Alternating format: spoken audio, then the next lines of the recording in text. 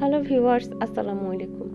আজকে আপনাদের সাথে আমি যে রেসিপিটা শেয়ার করতে যাচ্ছি এটাকে আপনারা অনেকে বউ শাক নামে নাকি চিনে থাকেন, আবার অনেকে এটাকে পালং শাক বা ঢেকিয়া শাক বলে।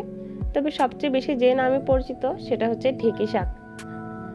ঢেকি শাক কাটার সময় এর ডাঁটার যে উপরে কচি অংশটুকু থাকবে আমরা শুধু সেই অংশটুকুই নিব, আর বাকি শক্ত ডাঁটাটুকু আমরা ফেলে দেব। থাইল্যান্ডে নাকি এই শাকটা খুব জনপ্রিয়, ওরা এটাকে পাকু বলে থাকে। বাংলাদেশেও উত্তরবঙ্গের মানুষের এটা অনেক বেশি প্রিয় একটা খাদ্য।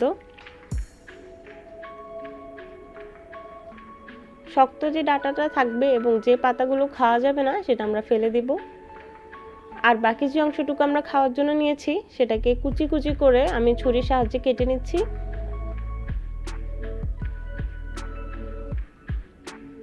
শাক কাটা হয়ে গেলে এটাকে ভালোভাবে পানিতে ধুয়ে নিতে হবে। তো এটাকে অন্তত 15 মিনিটের জন্য পানিতে ভিজিয়ে রাখবেন।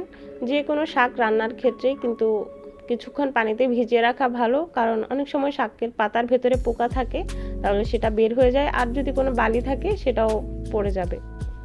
তো এখানে শাক রান্নার জন্য আমি ডাল নিয়েছি, এটাকে ফ্যালন ডাল বলে। তো আপনাদের হাতের কাছে যদি এই ডালটা না থাকে তবে মুসুর ডালও ইউজ করতে পারেন।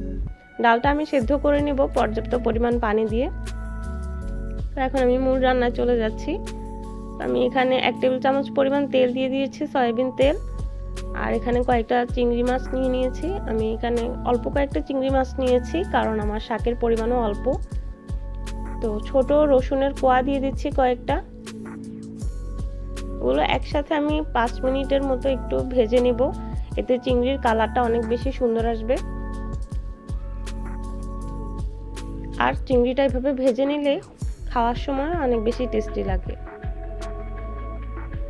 আমি এখানে দিয়ে দিচ্ছি হাফ চা চামচের মতো হলুদ, দিয়ে দিচ্ছি হাফ চা চামচ মরিচের গুঁড়ো, এবং দিয়ে দেব হাফ চা চামচ লবণ, এবং পরবর্তীতে আমি আরও হাফ চা চামচ লবণ অ্যাড করব, তবে একসাথে পুরোটা আমি দিচ্ছি না। এখন আমি সেদ্ধ করা ডালটা দিয়ে দিচ্ছি এখানে। ডাল এবং চিংড়ি একসাথে কিছুক্ষণ কষিয়ে নেব আমরা।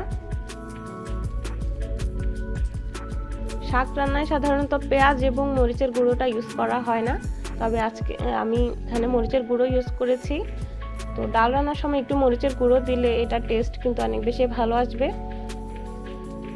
ডালটা একটু কষিয়ে নিয়ে আমি এর মধ্যে শাকগুলো দিয়ে দিচ্ছি, আর দিয়ে দিচ্ছি সাথে কয়েকটা রসুনের কোয়া। ভালো করে আমি ডালের সাথে শাকটা নেড়েচেড়ে মিশিয়ে নেব। চুলার আঁচ কিন্তু মিডিয়াম টু লো ফ্লেমে রাখতে হবে, কারণ শাক রান্নার সময় যদি চুলার আঁচ হাই হিটে থাকে তবে এটার যে গুণাগুণটা থাকে সেটা কিন্তু নষ্ট হয়ে যায়, আর শাকের কালারটাও নষ্ট হয়ে যায়। আর শাক রান্নার সময় অবশ্যই খেয়াল রাখতে হবে এখানে ঢাকনা দেওয়া যাবে না। ঢাকনা দিলেও কিন্তু শাকের যে সবুজ কালারটা থাকে সেটা নষ্ট হয়ে যায়, তখন আর দেখতে ভালো লাগে না।